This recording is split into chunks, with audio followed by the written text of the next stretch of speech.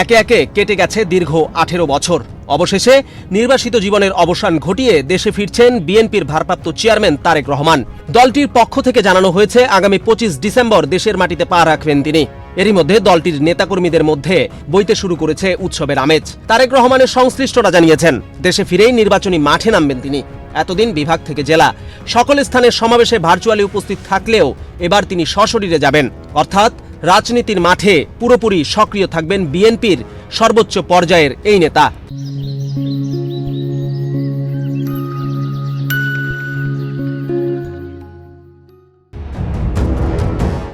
শুধু তাই নয়, তারেক রহমানের প্রত্যাবর্তন ঘিরে অভ্যর্থনা ও সাংগঠনিক তৎপরতার সমন্বয়ের জন্য গঠিত হচ্ছে একাধিক বিশেষ কমিটি। এই কমিটিগুলো তত্ত্বাবধানেই কেন্দ্রীয় ও মাঠ পর্যায়ের সব প্রস্তুতি সম্পূর্ণ করা হচ্ছে।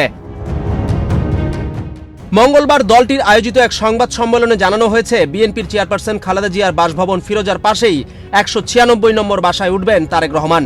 গুলশানে বিএনপির চেয়ারপারসনের কার্যালয়ে ভারপ্রাপ্ত চেয়ারম্যানের জন্য আলাদা চেম্বারও তৈরি করা হচ্ছে।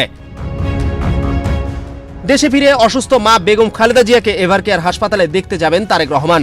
এরপর তিনি অন্যান্য কার্যক্রম পরিচালনা করবেন।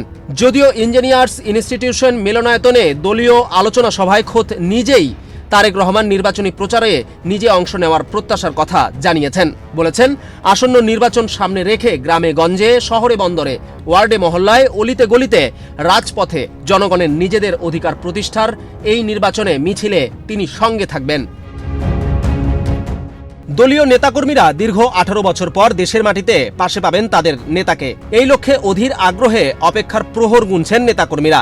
রাজধানীর গুলশানের বিএনপির চেয়ারপারসনের কার্যালয়টি বরাবরই দলের নীতি নির্ধারণী সিদ্ধান্ত গ্রহণের কেন্দ্রবিন্দু। সাবেক প্রধানমন্ত্রী ও দলীয় প্রধান বেগম খালেদা জিয়ার এই কার্যালয়টি তারেক রহমানের অন্যতম প্রধান কর্মক্ষেত্র হতে যাচ্ছে। গুলশান কার্যালয়ের চেয়ারপারসনের চেম্বারের পাশে ভারপ্রাপ্ত চেয়ারম্যানের জন্য আলাদা চেম্বার তৈরি করা হয়েছে। সংশ্লিষ্ট সূত্র জানায়, গুলশান কার্যালয়ে তারেক রহমানের বসার জন্য নির্দিষ্ট কক্ষটিকে নতুন করে সাজানোর কাজ চলছে। কক্ষটির ভেতরে সাজসজ্জা সাদামাটা হলেও আধুনিকতার ছোঁয়া থাকছে। সেখানে দীর্ঘ কর্মঘণ্টা উপযোগী করে প্রয়োজনীয় সুযোগ সুবিধা সম্পূর্ণ একটি চেয়ার ও টেবিল থাকছে। বিশেষ করে ডিজিটাল যোগাযোগ ও নথিপত্র ব্যবস্থাপনার জন্য উন্নত প্রযুক্তি সংযোজন থাকবে। সেই সঙ্গে একটি ল্যাপটপ বা ডেস্কটপ এবং টেলিভিশনও থাকবে। পাশাপাশি কয়েকজন বসা যায় এমন একটি লাউঞ্জও থাকছে। এছাড়া তারেক রহমানের ব্যক্তিগত নিরাপত্তার কথা মাথায় রেখে কক্ষ এবং সংলগ্ন এলাকায় নিরাপত্তা প্রোটোকল জোরদার করা হয়েছে।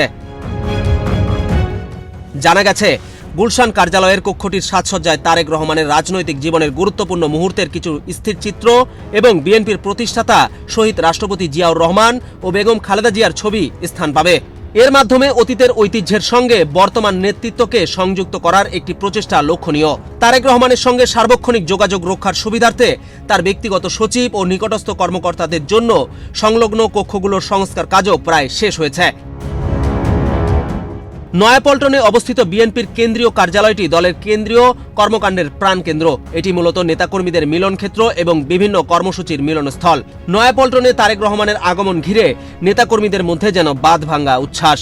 নয়াপল্টন কার্যালয়ের একটি সূত্র নিশ্চিত করেছে, এখানে দলের ভারপ্রাপ্ত চেয়ারম্যানের জন্য দ্বিতীয় তলায় একটি কক্ষ বিশেষ প্রস্তুত করা হচ্ছে। এর প্রধান উদ্দেশ্য হল তারেক রহমান যেন তৃণমূলের নেতাকর্মী ও অঙ্গ সংগঠনের নেতাদের সঙ্গে সরাসরি মতবিনিময় করতে পারেন। কক্ষের পাশাপাশি একটি অপেক্ষার স্থান তৈরি করা হয়েছে, যেখানে অঙ্গ ও সহযোগী সংগঠনের শীর্ষ নেতা বা তৃণমূলের নেতাকর্মীরা তারেক রহমানের সঙ্গে সাক্ষাতের জন্য অপেক্ষা করতে পারেন। বিজন কুমার, বাংলাদেশ প্রতিদিন।